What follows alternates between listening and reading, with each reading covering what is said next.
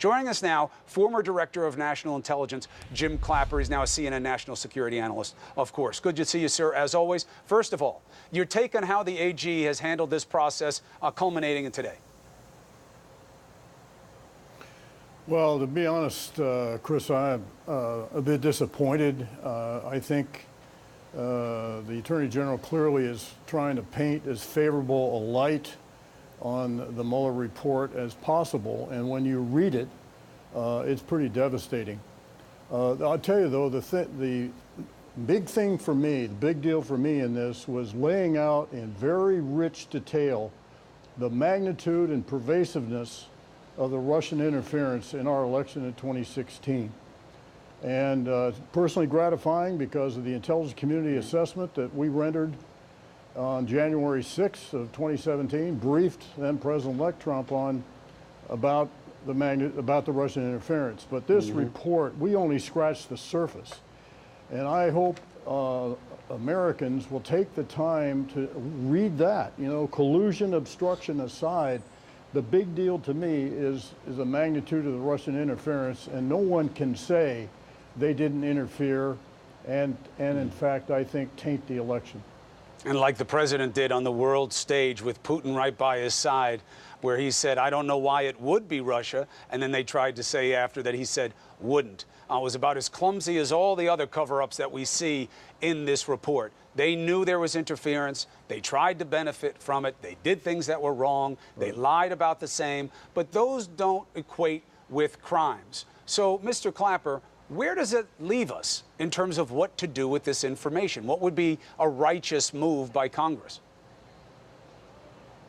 Well, you know, that's a great question. It really is a conundrum, as others have commented earlier, particularly for the Democrats in the House, is you know, whether to pursue this in terms of impeachment. Clearly, at least my read of the Mueller report is that there is a roadmap laid out there if the Congress chooses to follow it. I think the decision is whether to do that in the face of you know, Republican resistance or opposition in the Senate, which is where a conviction has to happen, or let this play out through the 2020 election. I've always felt that impeachment, even the process of impeachment, would cause even more divisiveness and polarization in this country, and the only way to resolve this probably is at the polling place. I mean, look, that is the purest way to speak out in opposition to something. And I don't know how it's going to get more clear than it is in this record. And if you don't have buy-in, if you don't have consensus, I don't know where it goes. But Jim Clapper, thank you so much for your guidance throughout this. And we will have to lean on you heavily going forward as well as we start to process everything that's in here and how it fits together. Be well, sir. I'll talk to you soon. All right, let's bring back Shimon Prokupecz, CNN Crime and Justice reporter, Sarah Murray, CNN political correspondent, Josh Campbell, former special assistant to former FBI Director Jim Comey and former FBI supervisory special agent, and Jennifer Rogers, CNN legal analyst and former federal prosecutor. Jennifer, let me just start with you. Help me explain to the audience why saying no collusion, no exoneration is grossly distorting what the reality of this report is. Mueller goes out of his way to say how, I don't think about collusion. We're not going to use that term. It's not a crime. We're only looking for proof of conspiracy and whether or not these people were foreign agents. If you want to use collusion by the Webster Dictionary, clever behavior, secretive behavior, there are tons of that documented in here, and those actions were lied about repeatedly. Fair point? That's right, Chris. I mean, the legal issue here that Mueller was looking into is, was there a crime committed here? And then he also points out that because of what may happen with Congress afterwards, and, you know, he points out also that the president will have no immunity once he's not president anymore, suggesting that he could even be criminally charged after his term ends. He wanted to do a thorough investigation for that reason. So he wasn't only looking for conspiracy, which of course is the federal crime that would have been charged had the president been chargeable here, but looking for coordination as well as a factual matter he wanted to say in the report, if he found it, that they actually were working together to interfere in the election. But you're right, collusion is a different animal altogether, and we know from all of the contacts, communications, and so on that were later lied about that there certainly were plenty of evidence of, what you call collusion, even if it wasn't the other things that Mueller was looking for. Yeah, look, no question about it. You know what the irony is to me, guys? That if I were doing messaging for them, I would never use the word collusion. I would only say there is no crime. There's no criminal conspiracy. There is no conspiracy. We are not foreign agents. All true, true, true, true. And thank God for that. By the way, anybody who's disappointed by those findings, they should check their own agenda and what you want to be true here. But why would we want the President of the United States to be a foreign agent? But they say collusion. They are asking for trouble because there is a ton of collusion.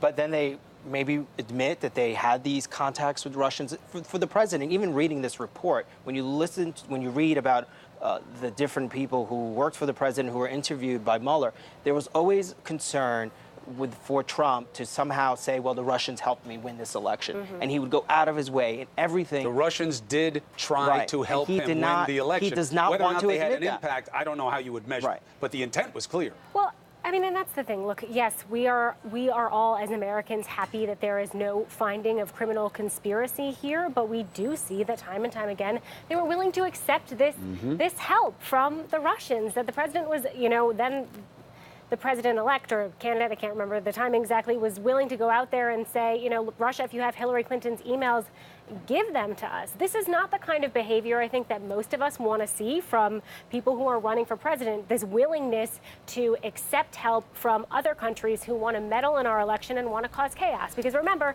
that is what Russia was trying to do. They were trying to interfere in our election and cause chaos.